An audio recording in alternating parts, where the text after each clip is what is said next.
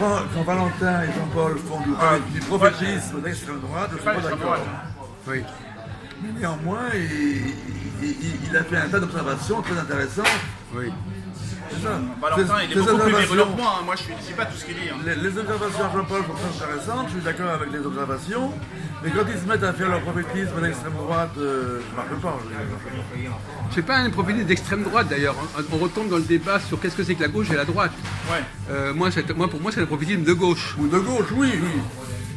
Parce que, non mais, alors, puisque vous parlez de la question de la droite et de la gauche, qui sont d'ailleurs liées à ces questions-là, on a quand même fait un travail de réflexion conceptuelle là-dessus.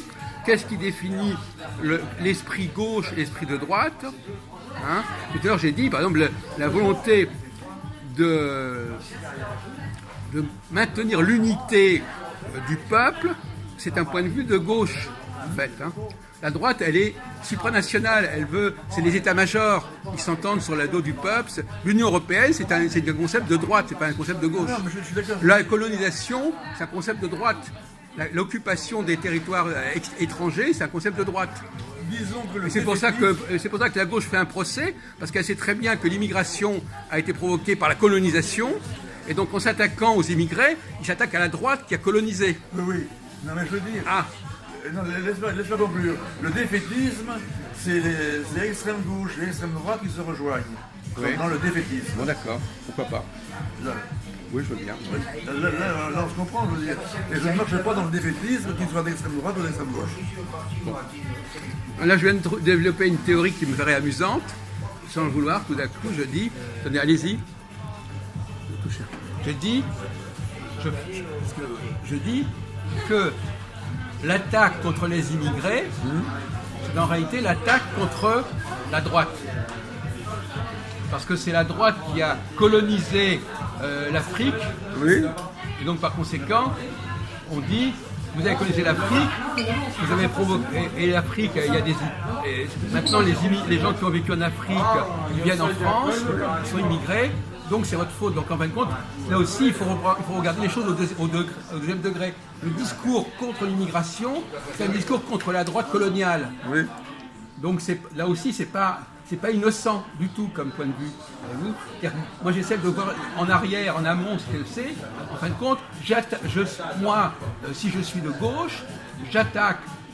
En fin de compte, c'est ça le paradoxe. L'immigration, alors revenons à l'instant, l'immigration, c'est le refus de l'immigration, c'est plus une problématique de gauche que de droite. D'ailleurs, il l'a très bien dit. Voilà. Alors, c'est curieux que parfois on croit que la droite est contre l'immigration, pas du tout. La preuve d'ailleurs, c'est que l'Allemagne du CDU et les CDU, c'est les partis de droite. Hein. Désolé, c'est pas les partis de gauche.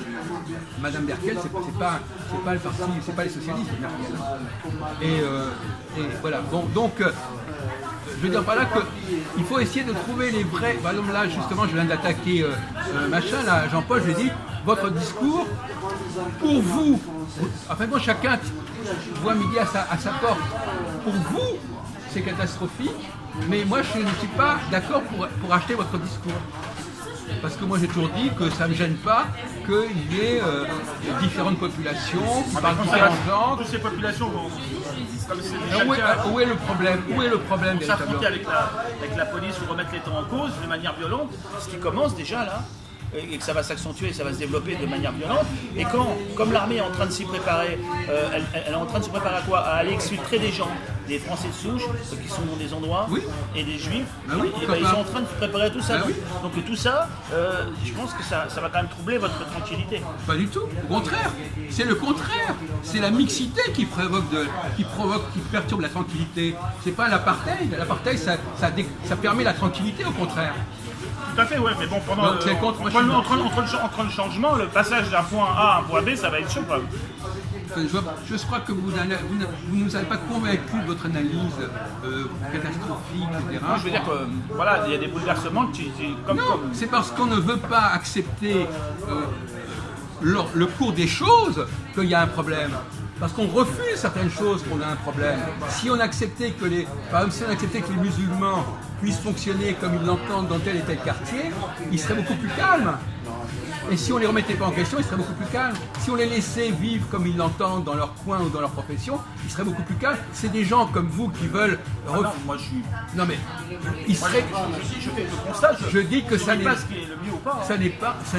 Le calme, c'est de laisser les gens vivre comme ils sont. Et entre parenthèses, alors, il y a un sujet sur lequel vous n'avez pas... Oui, il ne faut quand même pas exagérer.